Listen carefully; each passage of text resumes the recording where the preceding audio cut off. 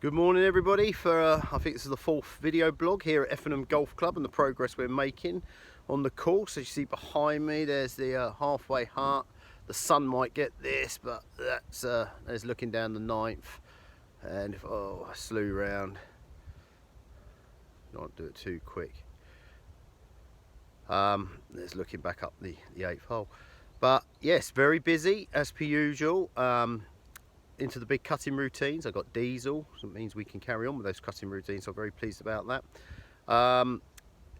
We've done an awful lot more to the greens. We've done a large verti cut to them. We're going to be top dressing them again, including the approaches.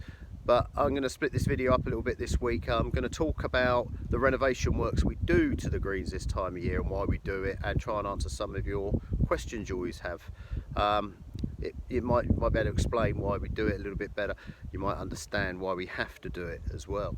I will tag into this a little bit of talk about fertilizers and seeds and sands we use, and we'll talk about your lawns, what you could be doing to your lawns to bring them on. Those of you who enjoy your lawns and put a bit of effort into it, I might be able to help you out there a little bit more.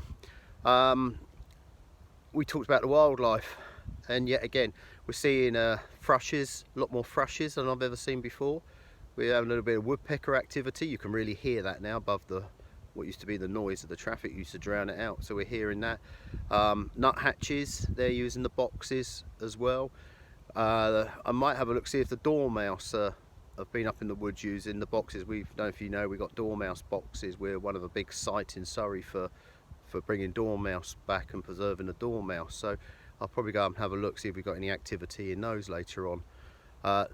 Nothing in the owl box yet, which is good. That means there's no squirrels in it, but we'll be keeping a close eye on that, and if we do get some activity in there, I will let you know and try and get you some footage. The wildflowers are slowly poking out now. The cowslips have been fantastic. The bluebells up in the woods, those of you who've managed to get to a walk in, the bluebells have been stunning this year.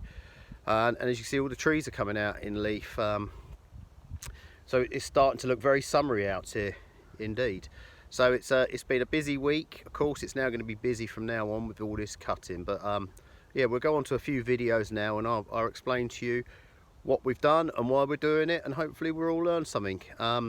Take care, look after yourselves, and we'll get you on this beautiful golf course as soon as we possibly can. I'm sure you're all looking forward to getting back here. Cheerio. So then, why do we aerate, and why do we have to do it while you're playing golf? It's a very good question. We aerate for a number of reasons with drainage and aeration, but first of all, to be able to grow grass you need three basic elements, and that is air, light and water. On golf greens and tees we can produce the air and the light by literally tree removal, get the green out of shade, and once you've done that you also get an air movement over the greens. So we can achieve that quite simply. Water obviously from rain or from an irrigation system, but we have to do the greens slightly different because they're walked on an awful lot. They take a lot of hammering from foot traffic, machines.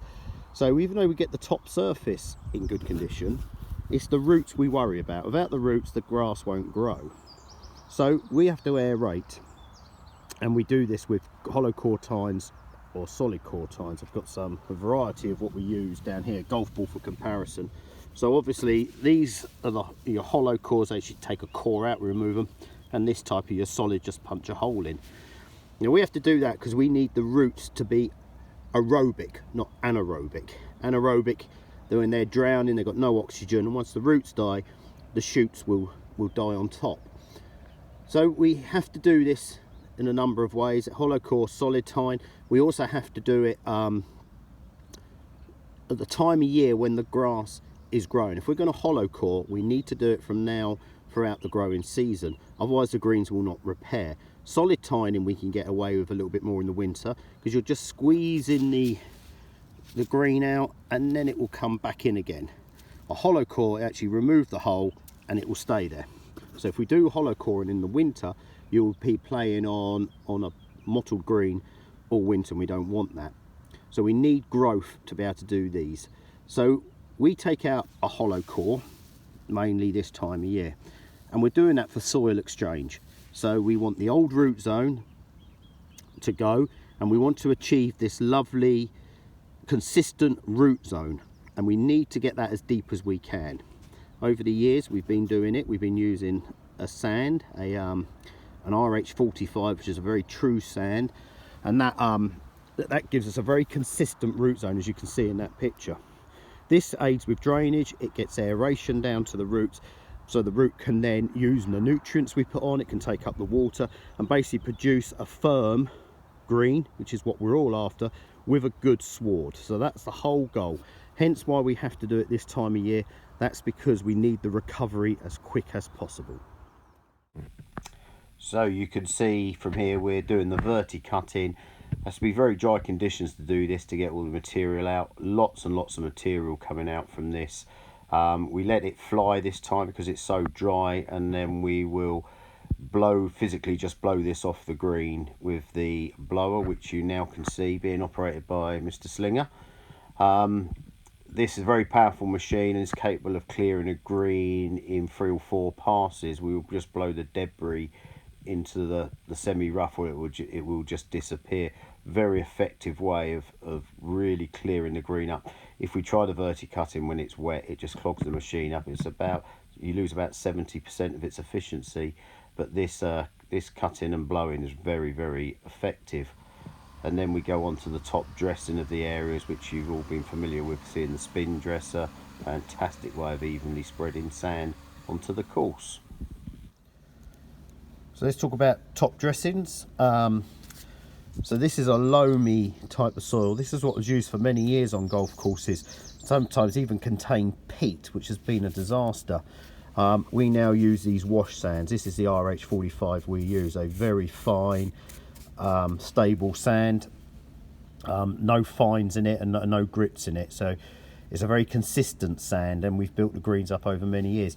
When we were using these years ago, this has got fines in it, it's got clays, it's got silts, and this is what's caused the greens to lock up and become soft and spongy. That we've mixed in with organic matter, as we talked about. So this we avoid now. This is just divot mix, really. This is what we do all our top dressing with, wash sands. You'll find that on all good quality golf courses, they'll be doing the same thing. So 13 years this has been the only sand used on here. So we've built up a lovely profile, as you've seen in the previous pictures, and it's important that whoever ever takes over from me, that sand, we stick to a very similar sand, or if not that sand, if all the time we can get it. We get this from Red Hill, it's called RH45, Red Hill 45. 45 is just a code number. You can get 37s, 28s. As long as they're consistent, they're washed, they've got no fines or grits in it, that is your ideal top dressing sand. For you people who are doing your lawns, in actual fact, you can get away with a loamy, sandy soil like this. You're not so precious as we're being with the greens. You could get away with it. If you're going to be putting sand on as a top dressing, you'll get a very true lawn, but you have to also up your feeds, because sand is completely inert. There's not a thing in there. That is just the material. This will carry some nutrients in it, some goodness in it, but that would do you for your lawns if that's what you were building a lawn with, or top dressing a lawn. So these are the seed mixes we use. This is known as bent seed, very fine indeed, and this is our mix we use mainly. This is fescue and rye. Very difficult to tell the difference between the seeds, but the rye is slightly finer. The bent is very expensive indeed, £300 to £400 for 20 kilos compared to £110 for 20 kilos for this, but obviously it goes just as far because of the size of the seed. This is for fairways. Everywhere else we'll only really use bent on the greens when we overseed. So that's our common one. If you were doing your lawn, this is what you would use. You would use the fescue rye mix for your lawn. Don't go with the bent, and don't go with pure fescue unless you can maintain them daily. So I hope you can all see this. This is talk about fertilizers now. So here at the golf club we use 2 types of fertilizer. We use this, which is a granular fertilizer, comes in a bag, and we use liquid fertilizers. So the granular fertilizers, which you'll be more familiar with, we use during the winter, spring and autumn, and then in between that we will use a liquid fertilizer just to top up. So when we buy fertilizers, we look at this analysis here, what reads along here. So all our fertilizers, we all work on NPK. There's actually 12 elements we work with. The top one being this, so when you get a bag of N, and this is your nitrogen content, this is your phosphorus content, this will be your potassium content, magnesium, Fe, which is iron, and then seaweeds. There is hundreds of analyses to use. This works well for us this time of year. So on the nitrogen, we only use 4%. We put low nitrogen in. We don't want any phosphorus. We have a good hit of potassium, magnesium obviously, and then the rest. So why don't we use a lot of nitrogen? Because we spoon feed. We only put a little bit on at a time. Nitrogen will produce leaf growth and shoot growth.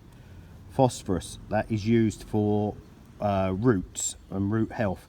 We don't want to put any energy into the roots at the moment. We've got the roots where we wanted to over the winter. We need to be looking at the N, not the phosphorus. Potassium, that is general plant health, disease resistance, drought resistance, and general health of the plant. Very important, potassium. Magnesium, that's for cell development. It helps photosynthesis, so we'd like to keep the magnesium up. Iron is really for colour density. We get the plant darker, it only darkens the leaf, it gets into the cell wall, it darkens the leaf, helps it photosynthesize more, creates sugars, carbohydrates, gives it good energy. Seaweed, very old form of fertilizer, very useful. We use it a lot, and that is full of all the trace elements, the micronutrients, which are so important. So granular for us is being used at the moment. We will then go on, as I said, to liquids. If you're buying fertilizers for your gardens, you're going to want this N number, this nitrogen number, up higher. You don't need to do what we're doing. We're spoon feeding, we're intense maintenance. You can go up to 14-15% with that. You could also go 5 or 6% with the phosphorus, because you're also looking at root growth. Potassium, you can go as high as 40% on that if you wanted to. Doesn't make a difference, the plant will use it, it doesn't hang around in the soil. But what you need to do with these, you need to wash them in. So whenever you're buying these products, you need to wash them in, because they have sulfur content, and that will scorch the grass, especially in temperatures like now. So if you want to spoon feed, if you can do it regularly enough, you can do an analysis like this. It would be very good for your lawn. Iron is always good on your lawn. It will keep your moss at bay a little bit, or darken it off and help with the moss, and put nice colour into your lawn. Hordes and hordes of analysis. There's some very good companies you can buy them off. Local one in Windsor we use called Avon Crop, who I think are still open and still delivering if you go on their website. So you have to be very careful, as I said, when you're putting down these granulars. When you use a liquid fertilizer like we do in the summer, we use the liquids because the same sort of analysis we can use, but it only goes onto the leaf. It doesn't actually penetrate into the soil very much. So we will spray them on once every 3 weeks usually, just to keep that grass tickling up. We don't want any spikes and troughs with it. We don't want hordes of growth which slow the greens up, and then it dies off, and then we have to fertilize again. So we pick an analysis on what the grass needs. We know that just through experience, or we can get testing done. I hope that explains a little bit about fertilizers for you.